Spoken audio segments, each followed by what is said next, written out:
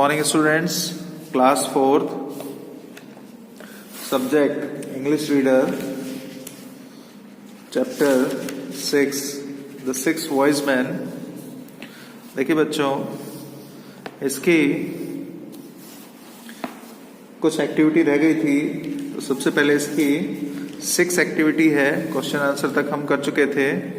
Use the following words and phrases in your own sentence. तो इसकी मैंने इन word से कुछ सेंटेंस बनाए हैं। देखिए, सबसे पहला है सेट आउट। सेट आउट मतलब होता है टू डिस्प्ले समथिंग और टू अरेंज समथिंग, किसी चीज को दर्शाना या किसी चीज को सही तरीके से रखना, व्यवस्थित करना। Her work is always very well set out. उसका कार्य हमेशा बहुत अच्छा व्यवस्थित होता है। तो इस तरीके से हम ये लिख सकते हैं। नेक्स्ट देखिए, अक्रॉस। अक्रॉस का मतलब है ऑन द अदर साइड, यानी दूसरी साइड में। ये प्रीपोजिशन है। We took a boat across the river. हम एक नाव को नदी के दूसरी तरफ ले गए।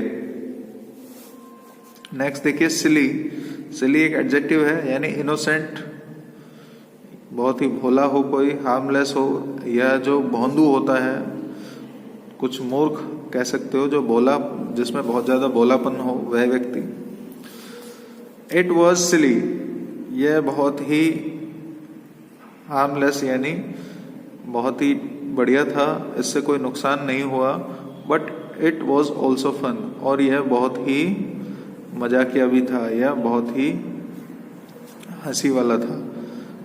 तो ये एक सेंटेंस में मैंने इसका यूज किया है। नेक्स्ट देखिए, लॉस्ट।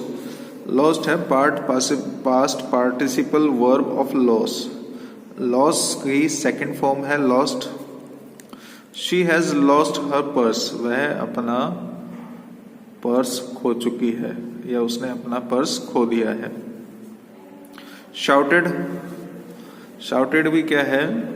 पास्ट पार्टिसिपल वर्ब है शाउट की, यानी शाउट की सेकंड फॉर्म है। Get out from hair.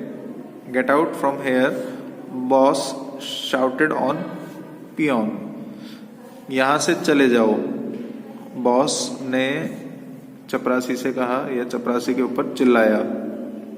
तो ये कुछ सेंटेंस है, इनमें मैंने इन वर्ड्स का या फ्रेजेस का यूज किया है जो आपकी बुक में दी हुई है।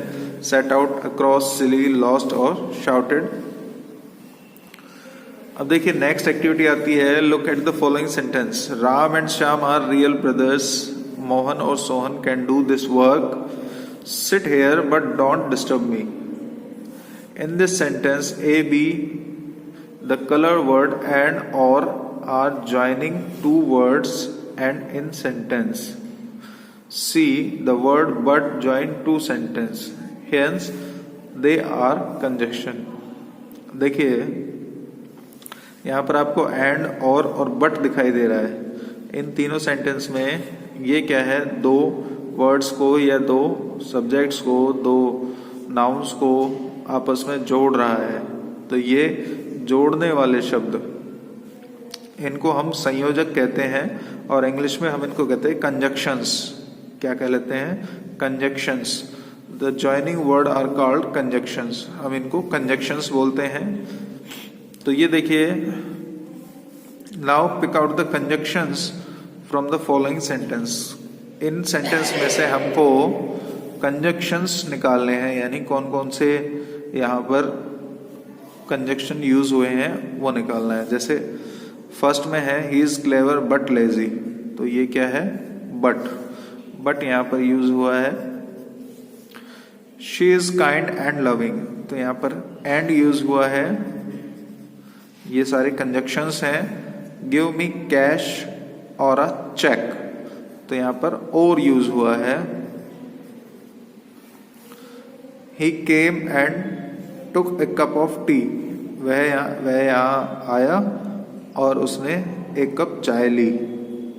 तो यहां पर एंड। Run but slowly. तो यहां पर बट। और my uncle and aunt are going to Shimla. तो यहां पर क्या आ जाएगा? एंड। तो ये कुछ कंजक्शंस थे। इसके बाद नेक्स्ट एक्टिविटी देखिए, now join the following sentence by using conjunctions. यहाँ पर कुछ सेंटेंस दे रखे हैं, हमें इनको कंजक्शन का यूज करके जोड़ना है। दो सेंटेंस दिए हुए हैं, हमें इनको जोड़ना है। जैसे राम वेंट टू आगरा और शर्मा वेंट टू आगरा, तो हम यहाँ पर क्या लिखेंगे, Ram and Sharma went to Agra.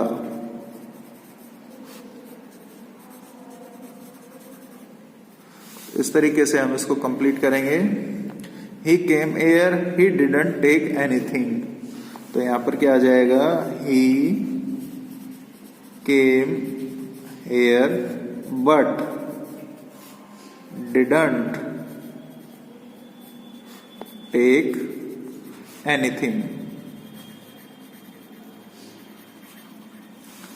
देखिए, go to Shiva temple, go to Krishna temple, तो यहां पर क्या आ जाएगा, देखिए, go to Shiva and Krishna temple.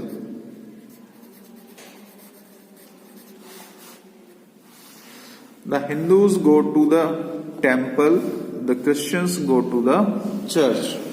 तो इसका क्या बनेगा, देखिए, इसमें हम बट का यूज करेंगे। The Hindus go to the temple but the Christians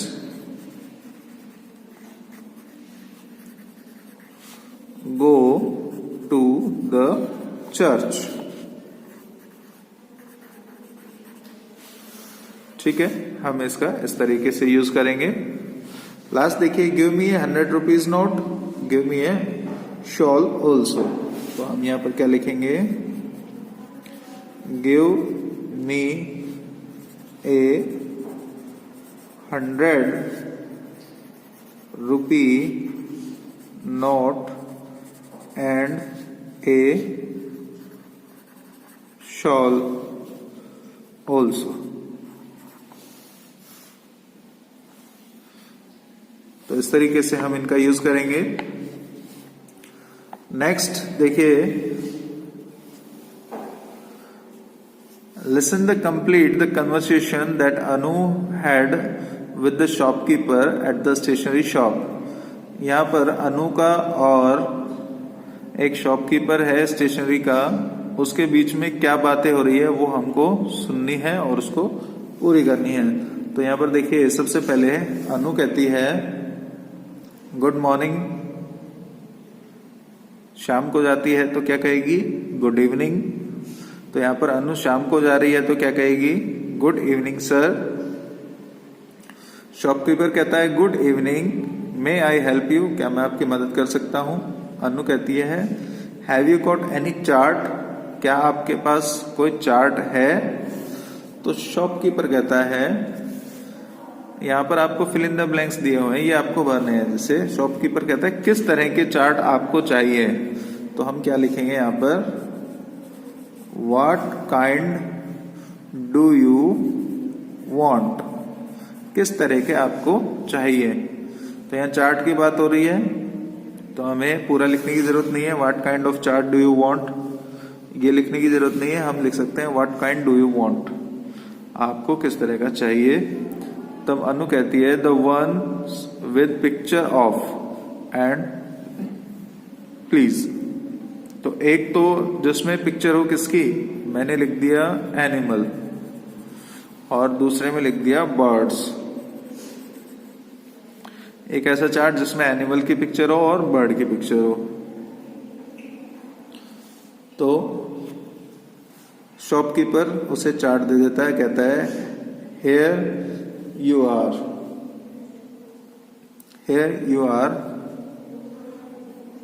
do you like these, क्या तुम्हें ये पसंद है। here you are, ये रहे आपके लिए, क्या तुम्हें ये पसंद है। do you like these, तो अनु कहती है Yes, I would like and a sellotape. Sellotape, please. Yes, I would like and a sellotape, please. क्या शॉपकीपर कहता है क्या तुम्हें ये पसंद है? तो अनु कहती है यस, आई वुड लाइक, हाँ मुझे पसंद है, एंड ए सेलोटेप प्लीज, और एक सेलोटेप प्लीज देना, एक सेलोटेप देना.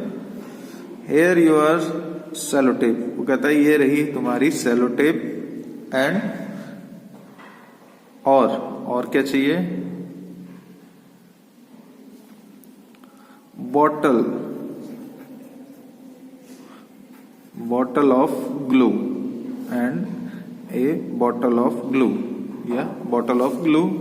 एनीथिंग एल्स, और कुछ चाहिए?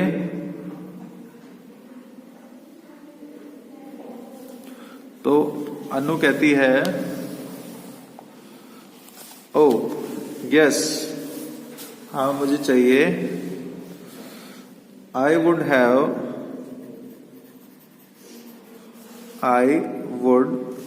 Have a set of sketch pen as well, मुझे एक स्केच पेन का सेट भी चाहिए. तो उसने कहा here your sketch pens, would that be all, यह तुम्हारे स्केच पेन रहे, यह सब पर्याप्त है या यही सब है? तो कहती है यस प्लीज, हाँ यही सब है. हाउ मच डू आई पे, अब मुझे कितना आपको चुकाना है या मैं कितना चुकाऊं? हाउ मच डू आई पे, या डू आई पे फॉर ऑल ऑफ दीज, इन सब के लिए मैं कितना चुकाऊं, या आप इतना भी लिख सकते हो do I pay. That would be 50 rupees, that would be 50 rupees, इन सब के लिए 50 रुपए. हेयर्स योर मनी सर, और थैंक यू. तो शॉपकीपर कहता है थैंक यू. तो यहां पर देखिए, आप यहां पर हमने जैसे लिया है, आप इसमें एनिमल और बर्ड्स के बजाय कुछ और भी भर सकते हैं. यहां पर आप फ्रूट्स एंड वेजिटेबल भी भर सकते हैं. डू यू लाइक दीज, तो आप इसमें और भी भर सकते हैं. Do you want any more, या do you want any something. तो आप यहां पर ये भी लिख सकते हैं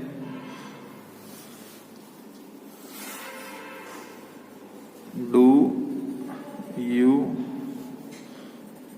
वांट एनीथिंग, क्या तुम्हें और कुछ चाहिए? डू यू वांट एनीथिंग, क्या तुम्हें और कुछ चाहिए?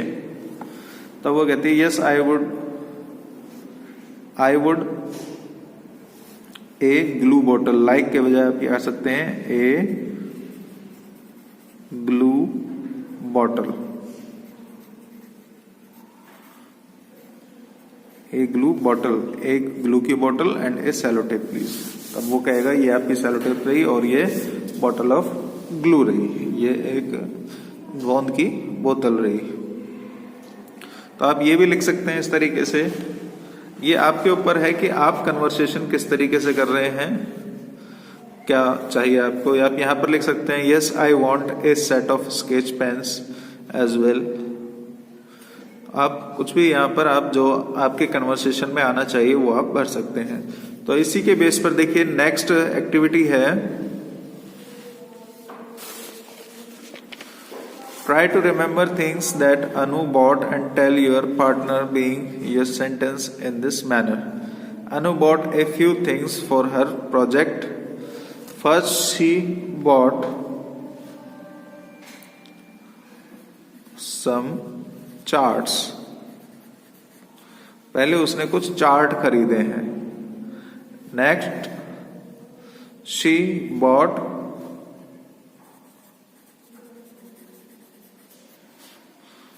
sellotape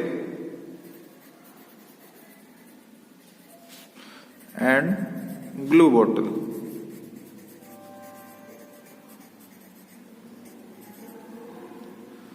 glue bottle, and then she bought a set of sketch pens. In all she paid 50 rupees. 50 rupees. इन सब के लिए उसने 50 रुपीज चुकाए। इस तरीके से हम इसको फिल करेंगे। नेक्स्ट देखिए टंग ट्विस्टर्स। टंग ट्विस्टर यानी एक ये आपकी स्पीकिंग की हैबिट में आ जाए कुछ वर्ड्स, ताकि आप बीच बीच में उनको गलत प्रोनाउंस नहीं करें। इसके लिए कुछ दिया हुआ है, देखिए a tongue twister is a sequence of words that is difficult to pronounce quickly and correctly. Try them yourself, try to say them as fast as possible but correctly. तो ये सिर्फ क्या है, आपको दोहराने हैं, लेकिन सही उच्चारण के साथ दोहराने हैं। कैसे देखिए, Swan swam over the pond, swim, swan, swim. Swan swam back again, well swam, swan. तो swam और swan यहाँ पर दो अलग अलग प्रोनाउंसिएशन है। swim इसके साथ साथ अलग प्रोनाउंसिएशन है। तो ये आपको जल्दी जल्दी बोलने हैं इसी तरीके से। जैसे एक और दिया हुआ है, देखिए she sails, she shells by the seashore. The shells she sails are surely seashells. So if she sails shells on the seashore, I am sure she sails seashore shells. तो ये आपको देखिए she है और sails, she sails अलग अलग pronunciation है। Seashell होता है जो इसके अंदर जो शंख और सीपियां जो पाई जाती है समुद्र के अंदर, उसको सीशेल्स बोलते हैं। और शीशोर होता है समुद्र का किनारा। तो ये अलग अलग देखिए, इनका प्रोनाउंसिएशन एक जैसा लग रहा है, लेकिन ये शब्द अलग अलग हैं। तो इस तरीके से इनको प्रोनाउंस करेंगे हम। तो यहाँ पर आपका ये चैप्टर खत्म होता है। आप इसकी अच्छे से प्रैक्टिस कीजिए, ज्यादा से ज्यादा प्रैक्टिस कीजिए। जितनी अच्छी प्रैक्टिस करेंगे, आपकी ग्रामर और आपकी स्पोकन और आपके चैप्टर के क्वेश्चन आंसर उतने ही अच्छे क्लियर हो जाएंगे। नेक्स्ट क्लास में हम नेक्स्ट चैप्टर लेंगे। Thank you.